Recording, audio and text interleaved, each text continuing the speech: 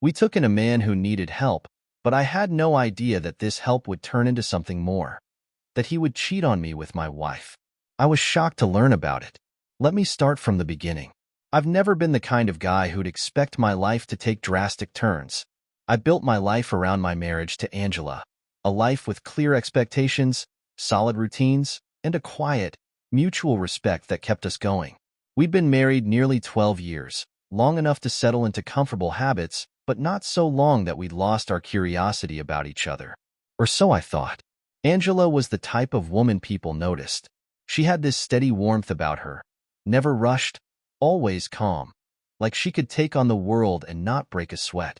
I was in awe of her when we first met, and even years later, I'd catch myself watching her cook or fix her hair, marveling at the ease with which she seemed to navigate life. We didn't have kids. It just hadn't happened for us, and though it was painful at first, we made peace with it.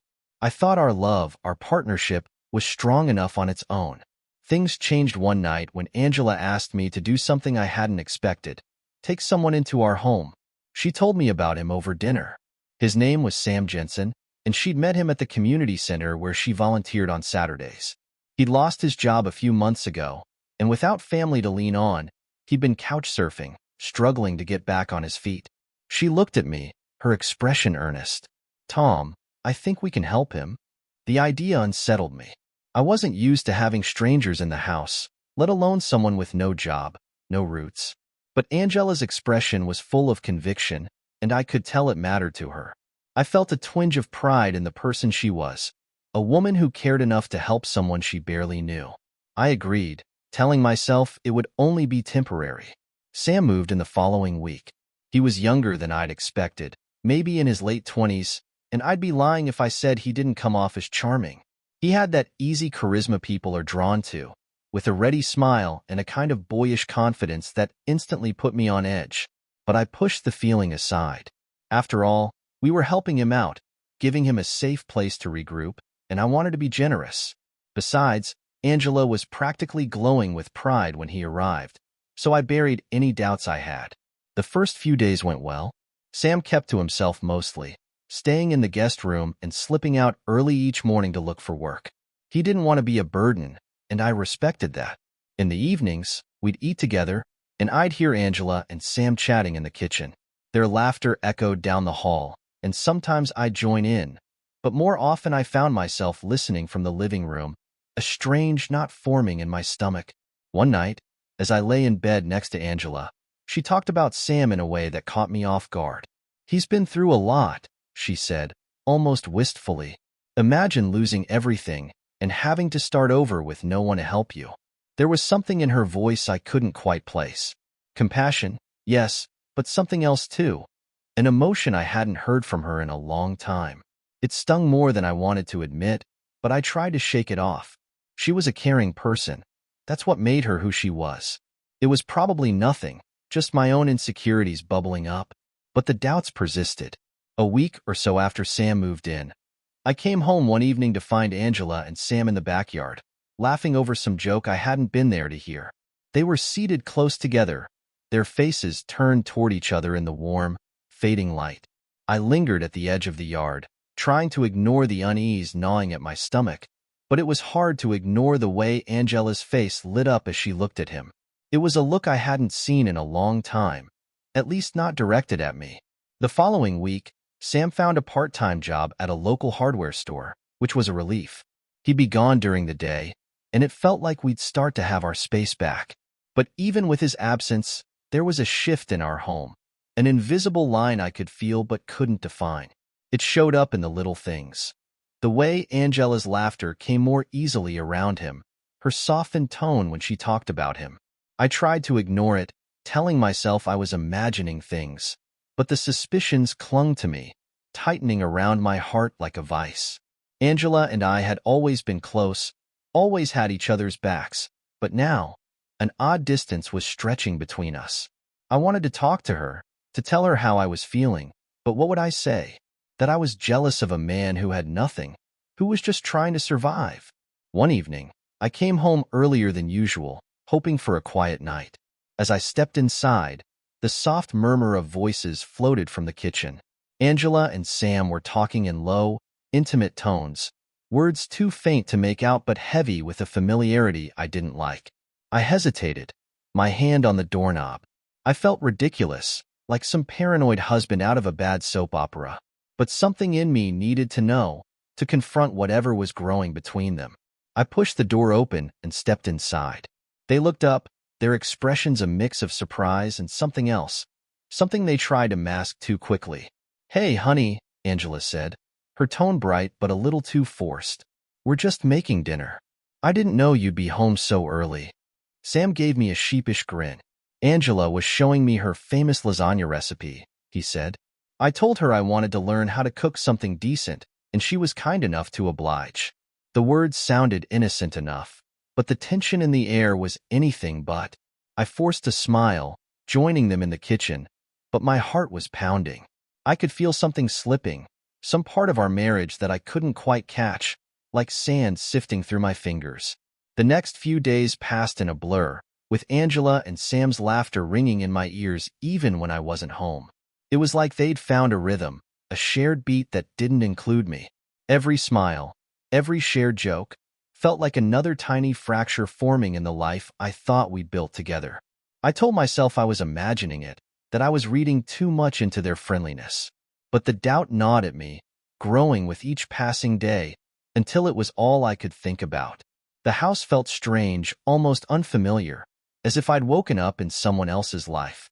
And as I lay awake at night, with Angela sleeping beside me, her breathing steady and calm, I wondered if I was starting to lose my mind. It was just a suspicion, a nagging feeling I couldn't shake. But deep down, I knew it was more than that. A few days later, I woke up to an empty side of the bed. The clock read 6:30, and sunlight streamed through the window, filling the room with a soft, morning glow. I rolled over, stretching my arm across Angela's side, expecting to feel the warmth of her body. But the sheets were cool. I got up, thinking she might already be in the kitchen, maybe making coffee. Angela loved her morning routines, and usually, she'd be the first up on the weekends, taking her time to sip coffee on the porch. I shuffled into the hallway, rubbing the sleep from my eyes, but the house was oddly quiet. My heart skipped when I glanced out the back window and saw Angela and Sam sitting on the porch. They were close, talking, faces relaxed. Her hand was on his arm, her head tilted in that familiar way of hers, listening intently. They looked comfortable, too comfortable. I felt a wave of irritation rise up in me. I wasn't a suspicious person, not naturally, but something about this situation felt wrong. I didn't move, didn't want them to know I was watching. I just stood there, letting the image sink in, my hands slowly balling into fists. When I finally stepped outside, Angela looked up, surprised. "Oh, morning, Tom," she said, her voice light and untroubled, like she hadn't just been sharing an intimate moment with another man on our porch. Sam flashed me his easy grin. "Hope you don't mind," he said, nodding toward the cup in his hand. "Angela, let me have a cup of your coffee. Figured I'd keep her company out here." I managed a smile, but the sight of him sipping my coffee, sitting on my porch with my wife, grated against me. I didn't want to seem paranoid or controlling, but at that moment, all I could feel was a low simmering anger I didn't know what to do with. Angela seemed oblivious, chatting happily about her plans for the day, mentioning some errands she needed to run. I nodded along, trying to mask the irritation twisting in my stomach. I didn't want to be the jealous husband. That wasn't who I was. But as I watched Sam out of the corner of my eye, I couldn't shake the feeling that I was being edged out of my own life. Later that day, Angela asked if I could give Sam a ride to his new job at the hardware store. His car had finally given up the ghost, and he didn't have the money to fix it yet. Reluctantly, I agreed. As much as he irritated me, he was still a guest in our house, and part of me wanted to believe my doubts were baseless. I tried to remind myself that this was temporary, just until he got back on his feet. As we drove, I could feel the tension between us, thick and unspoken. Sam looked out the window, seemingly unaware, and I wondered if I was just imagining things, blowing them out of proportion. But then, he turned to me and said, "Thanks, Tom. Really, I don't know what I'd do without you guys." His words were sincere, his expression grateful, and for a second, I felt a pang of guilt. Here was a man who had been through the ringer, who'd lost his job, his stability, and who was just trying to rebuild his life.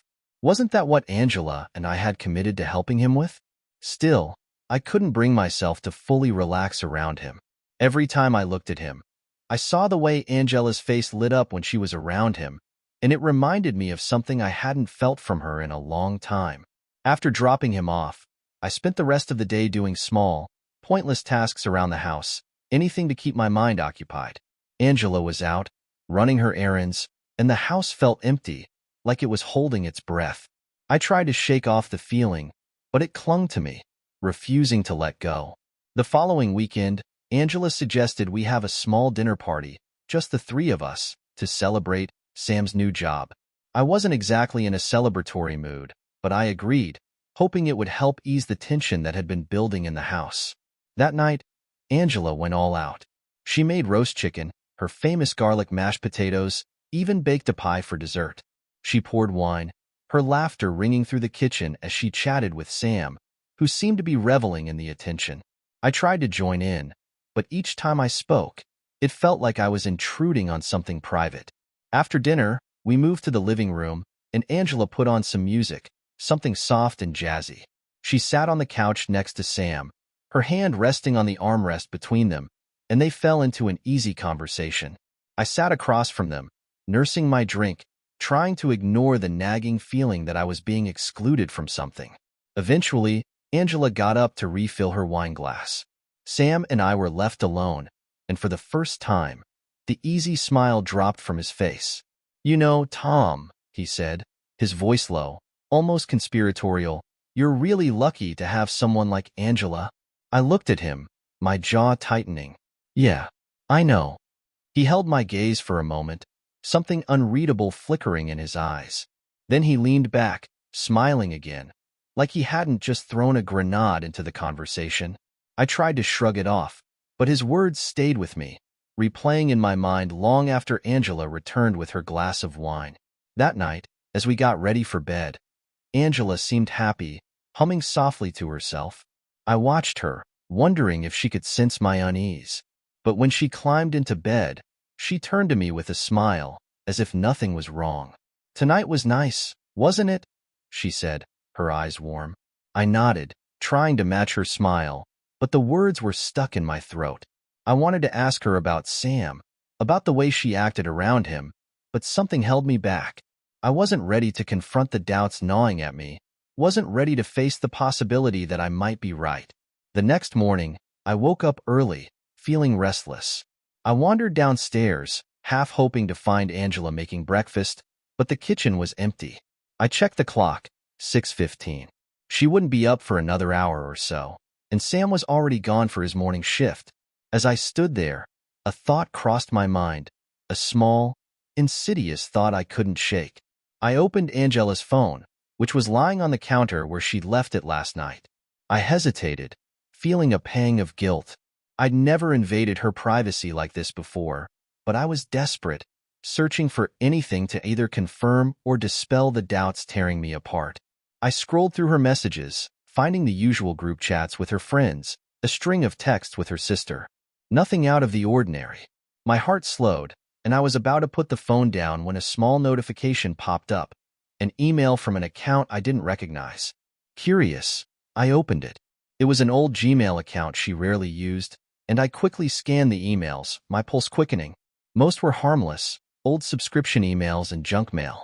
But then, near the top, I saw a name that stopped me cold. Sam. I clicked on it, my hands trembling. The email was short, just a few lines, but the words hit me like a punch to the gut. "Angela, I can't keep pretending this isn't happening. Last night, I know you feel it too. I'm not saying anything has to change, but I can't deny what I feel. Yours, Sam." The room spun, and I gripped the edge of the counter to steady myself. The message was like a dark confirmation of everything I tried to dismiss, every suspicion I'd pushed down. And now, there it was, staring me in the face, impossible to ignore. Angela's footsteps sounded from the stairs, and I quickly closed the email, placing the phone back on the counter as she entered the kitchen. "Morning," she said, smiling as she reached for the coffee pot. I forced myself to return the smile, feeling my pulse hammering in my chest. She was right there, just a few feet away, and yet, for the first time in our marriage, I felt like I was staring at a stranger. The air between us felt charged, like something brittle and breakable.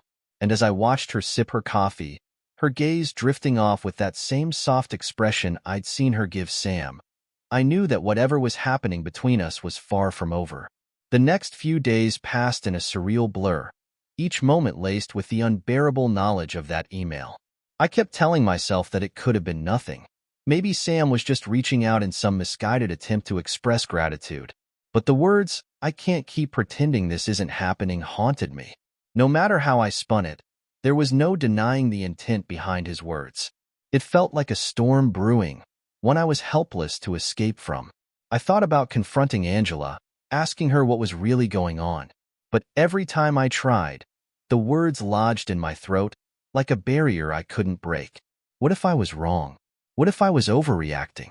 And worse, what if I wasn't? Instead, I went about my days with a hollow feeling, watching her and Sam interact, noticing every look, every smile that passed between them. To anyone else, it would have seemed innocent. But to me, each interaction felt like a knife twisting in my chest. Then, one evening, everything came to a head. It was late, nearly midnight, when I woke up to find Angela's side of the bed empty. I waited for a moment, listening to the silence of the house.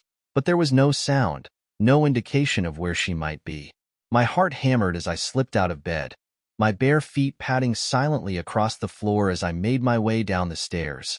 In the faint glow of the hallway light, I saw a shadow near the back door. Angela was there, her hand on the doorknob, as if she were waiting for something or someone. She was fully dressed, her face turned away, but I could tell from her tense posture that she hadn't expected anyone to find her here. "Angela?" My voice sounded strange, even to my own ears, quiet, cautious, like I was afraid of breaking the moment. She froze, her hand dropping from the doorknob as she turned to face me. "Oh," she breathed, forcing a smile. "You startled me. I couldn't sleep, so I thought I'd go for a walk." She avoided my eyes, her fingers twisting nervously in her lap.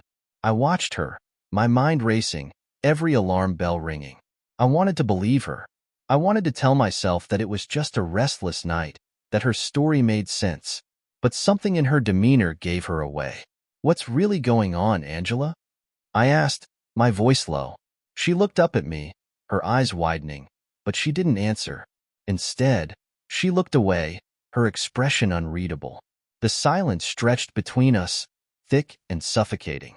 My hands trembled as I stepped closer, my heart pounding in my chest. "Are you meeting him?" The question fell from my lips before I could stop it, and in that moment, I knew I'd crossed a line. But I couldn't take it back now. Her face flushed, a flicker of panic flashing across her features. She opened her mouth to speak, but no words came. And in that silence, I felt the world I'd known slipping away, replaced by something dark and unrecognizable. "Tom, she began, her voice barely a whisper. "It's not what you think." I stared at her, struggling to keep my voice steady. "Then tell me what it is, Angela. Because from where I'm standing, it sure as hell doesn't look good." She hesitated, her hands twisting together, and for a moment, I thought she might come clean, that she'd tell me everything. But then she shook her head, her expression hardening. "You're imagining things, Tom," she said, her voice growing stronger. "Sam needed a friend, someone to talk to, and I was just trying to be there for him. You're being paranoid." The words stung, but her tone, calm, dismissive, cut even deeper. She was turning this on me, making me feel like I was the one at fault, like my suspicions were nothing more than the product of an overactive imagination. But I wasn't buying it. Not this time. "Then why the email, Angela?" I asked, my voice trembling. "Why would he send you something like that if you were just being friends?" She stared at me, her eyes widening in shock. For a moment, she looked vulnerable, like a child caught in a lie. But then she recovered, her expression hardening once more. "You went through my emails?" she asked, her voice cold. How could you? The accusation stung, but I refused to back down. You're avoiding the question, Angela. Why would he send you that email? She looked away, her jaw clenched, and in that moment, I knew. She didn't need to say the words. The truth was written in every line of her face, every silence that stretched between us. I felt a wave of nausea wash over me, my mind reeling as I tried to process what was happening. This was the woman I'd loved, the woman I'd built my life around. How could she do this to me? But I couldn't bring myself to confront her any further. The hurt was too raw, too immediate, and I was terrified of what she might say if I pressed her. Without another word, I turned and walked back up the stairs, leaving her standing alone by the door. I heard her call after me, her voice soft, pleading, but I didn't look back. I couldn't. The next day, Angela acted like nothing had happened. She moved through our home with an easy grace, smiling, chatting with me as if we hadn't had that confrontation the night before.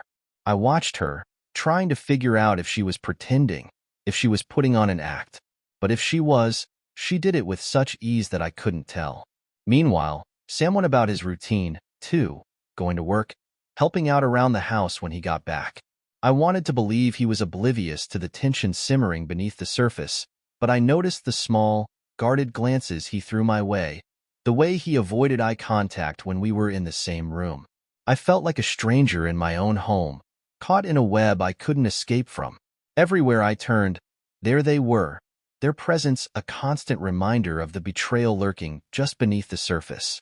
And yet, as the days passed, I found myself sinking deeper into denial, telling myself that maybe I'd misinterpreted things, that maybe Angela was right.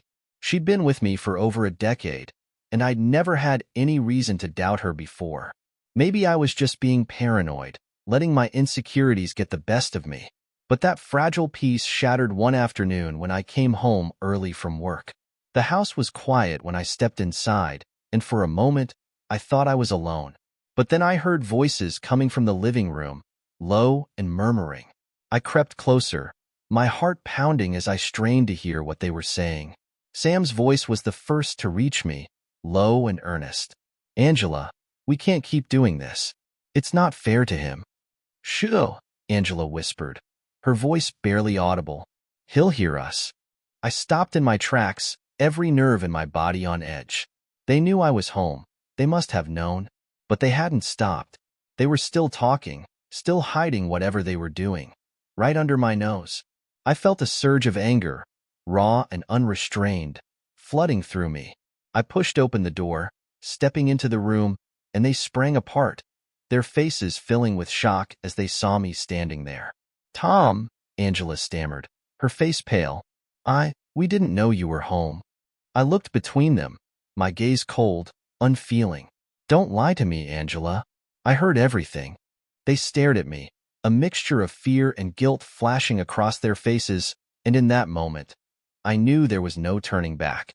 The life we'd built, the love I'd trusted, it was all gone, replaced by a betrayal so deep I couldn't even begin to process it. I turned and left the room, ignoring Angela's pleas, her voice desperate, begging me to come back. But I kept walking, each step echoing in the silence of the house, my mind numb. In that moment, I knew my marriage was over. There was nothing left to save. The days that followed were a blur of numbness and disbelief. I'd wake up every morning, going through the motions, but I was barely present. Angela moved around the house like a ghost, quiet and withdrawn, giving me space I hadn't asked for. I could tell she was waiting for me to bring it up, to start a conversation, but I was afraid of what I might hear if I let her explain. I knew that eventually, we'd have to talk, that we couldn't go on like this forever. But every time I looked at her, all I could see was her standing there with him, both of them pale and guilty, knowing exactly what they were doing and doing it anyway. One night, a few weeks later, the silence finally broke. I was sitting alone in the living room, staring blankly at the TV, when Angela came in and sat down next to me. She didn't say anything at first, just sat there, her hands twisting in her lap, her eyes downcast. Finally, she took a deep breath and looked up at me. Tom, she began, her voice soft, almost pleading. We need to talk. I didn't respond, my gaze fixed on the screen. Part of me wanted to hear her out, to listen to whatever excuses she might have, but a larger part of me was too angry, too hurt to care. She hesitated, as if waiting for me to say something. But when I didn't, she pressed on. I know that I hurt you. And I'm so sorry, Tom. I never wanted to hurt you. Her words cut deep, reopening the wound I'd been trying to ignore. I clenched my fists, fighting to keep my voice steady. Then why did you do it, Angela? Why did you betray me like this? She looked down, a tear slipping down her cheek. I didn't mean for it to happen. I never meant to betray you. I felt so lost, Tom. I felt like we drifted apart, like we were just going through the motions. And Sam, he was there. He was someone I could talk to, someone who understood. I couldn't believe what I was hearing. So that's it? Because you felt lost, you decided to throw everything away? She flinched at the bitterness in my voice, but she didn't look away. It wasn't that simple, she whispered. I was struggling, Tom. I felt like we were living in separate worlds, like we were strangers. And when Sam came along, it felt like he saw me, really saw me, in a way that I hadn't felt in years. Her words stung, each one piercing deeper than the last. I wanted to argue, to tell her that we could have worked through whatever issues she thought we had. But instead, I found myself sitting there in silence, letting her words wash over me, each one filling me with a mixture of anger and despair. Do you love him? I asked finally, my voice barely a whisper. Angela's face crumpled, and she shook her head, tears streaming down her face. No, Tom, I don't love him. It was never about that. It was just, he was there when I needed someone. But I never stopped loving you. The words felt hollow, insincere, like they were meant to ease her guilt rather than comfort me. I shook my head, feeling a wave of anger rise up within me. If you loved me, Angela, you wouldn't have done this. You wouldn't have betrayed me like this. She looked down, unable to meet my gaze, and for a long time, we sat in silence, each of us lost in our own thoughts. Eventually, Angela got up, leaving me alone in the darkness. As I sat there, I felt a strange sense of clarity, a realization that no matter how much I wanted to forgive her, to pretend that everything could go back to the way it was, the damage was done.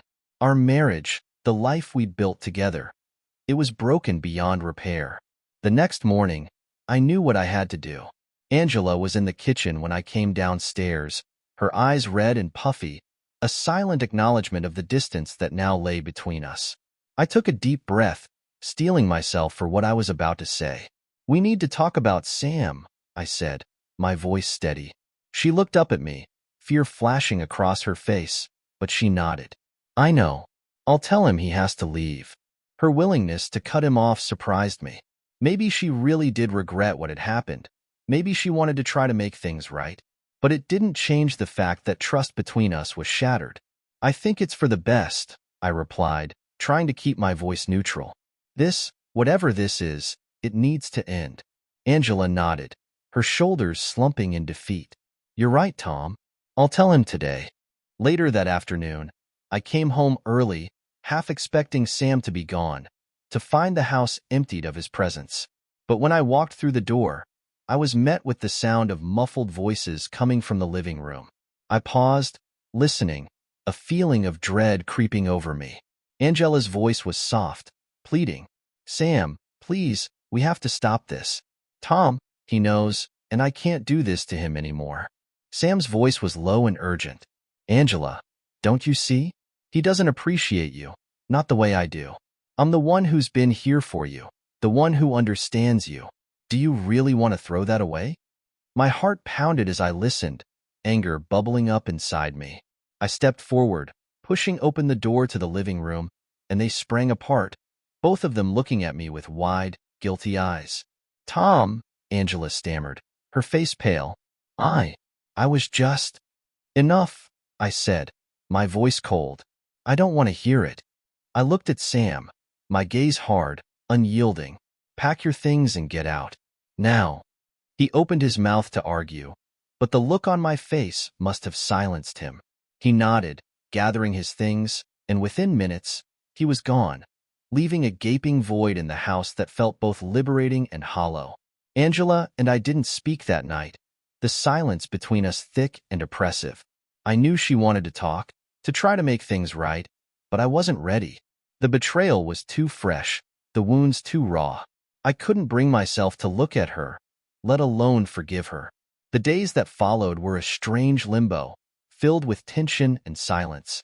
Angela tried to make amends, going out of her way to be kind, to show me that she was committed to making things right. But every gesture felt empty, like she was trying to put a Band-Aid on a wound that couldn't be healed.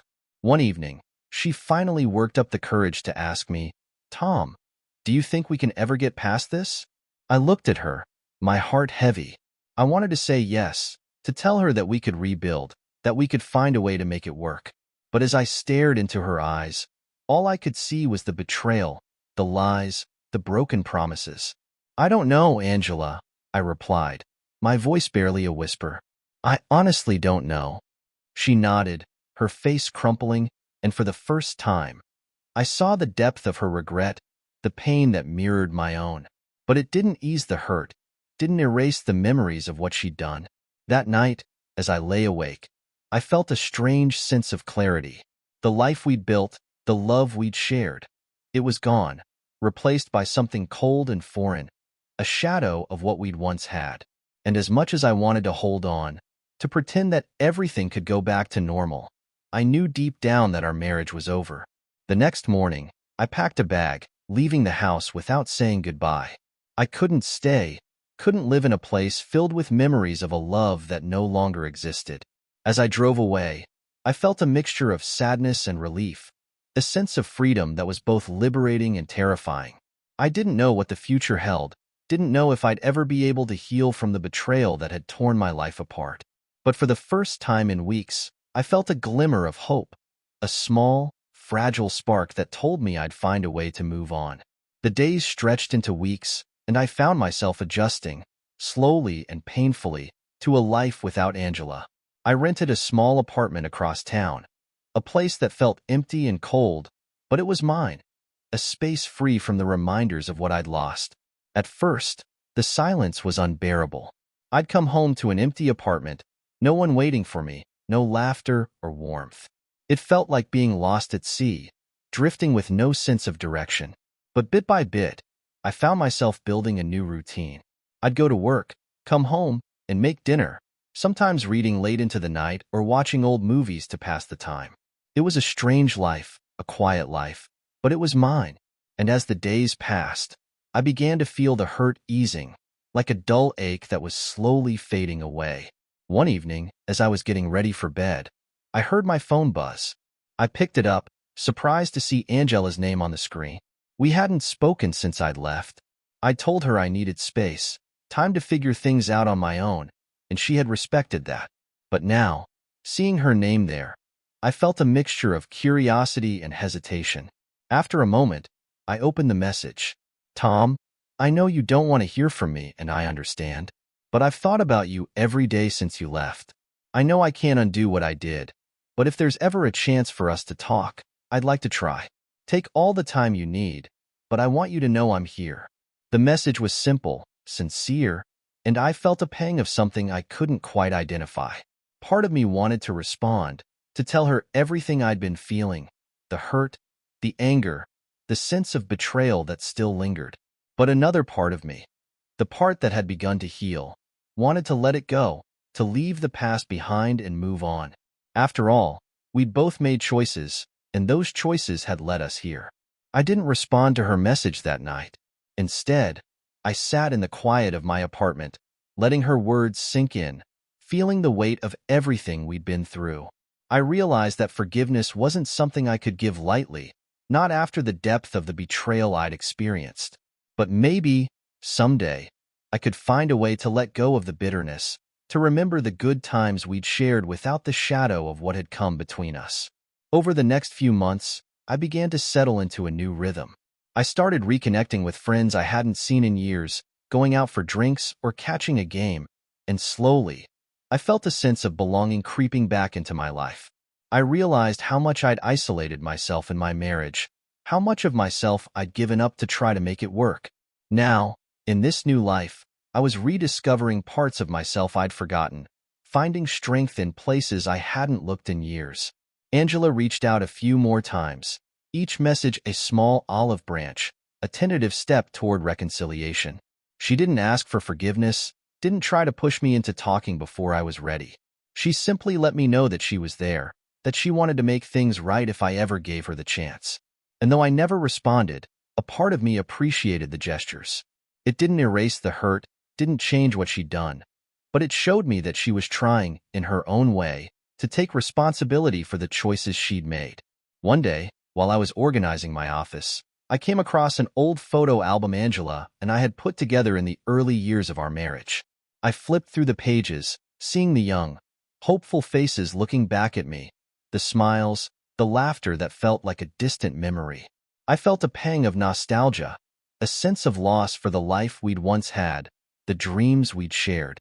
But there was something else there, too, a faint glimmer of understanding, a sense that maybe, just maybe, we could find a way to move forward, even if it wasn't together. About 6 months after I'd left, I received an unexpected invitation. It was a message from Angela, asking if I'd be open to meeting for coffee. She didn't press, didn't try to guilt me into coming. She simply asked, saying she wanted to talk, to see if there was any chance we could find closure. I sat with the message for a long time, weighing my options. Part of me wanted to ignore it, to keep moving forward without looking back. But another part of me, the part that still felt the weight of what had happened, knew that maybe this was the closure I needed. So, I agreed. We met at a small coffee shop near the apartment I'd been staying in. When I walked in, I saw her sitting by the window, her face a mixture of nervousness and sadness. She looked up as I approached, giving me a tentative smile, and for a moment, we simply looked at each other, letting the silence settle between us.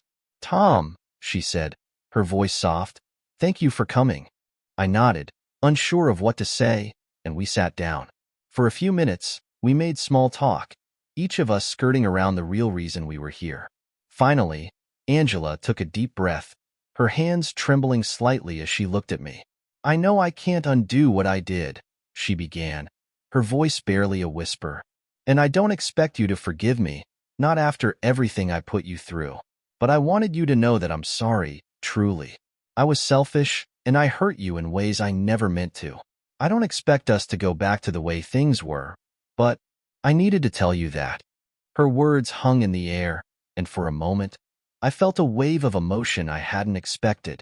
I looked at her, seeing the remorse in her eyes, the genuine regret that mirrored the hurt I'd been carrying. And in that moment, I realized that while I might never fully forgive her, I could let go of the anger, the bitterness that had consumed me for so long. "Thank you," I said, my voice steady. "I appreciate you saying that, Angela. And I think I'm finally ready to move on." She nodded, a small, sad smile crossing her face. "I hope you find happiness, Tom. You deserve it." As we sat there, a strange sense of peace settled over me. I realized that while we'd both made mistakes, while we'd both hurt each other in ways that couldn't be undone, there was still room for understanding, for acceptance. We'd shared years together, built a life that, while broken, had once been filled with love. When we parted ways, I felt lighter, as if a weight I'd been carrying had finally been lifted. I knew that moving on wouldn't be easy, that the scars of what had happened would stay with me. But I also knew that I was ready to face the future, to build a new life for myself, free from the shadows of the past. In the weeks that followed, I found myself opening up to new possibilities. I met someone, a kind, thoughtful woman named Rachel, who had a warmth and openness that drew me in. We started slow, cautious, each of us carrying our own histories, our own past hurts. But there was a gentleness to our connection, a sense of hope that I hadn't felt in a long time. With Rachel, I didn't feel the weight of betrayal, the constant fear of being hurt. Instead, I felt a quiet, steady joy, a sense that maybe, despite everything, I could find happiness again. Looking back, I realized that Angela's betrayal had taught me more than I could have imagined. It had shown me the importance of honesty, of trust, of valuing the people in my life without taking them for granted. And though it had taken time, I knew that I was stronger now, ready to face whatever came next. As I sat with Rachel one evening, watching the sun set over the city, I felt a peace I hadn't known in years, a sense that I was finally free, finally able to move forward. And in that moment, I knew that, no matter what lay ahead, I'd be okay.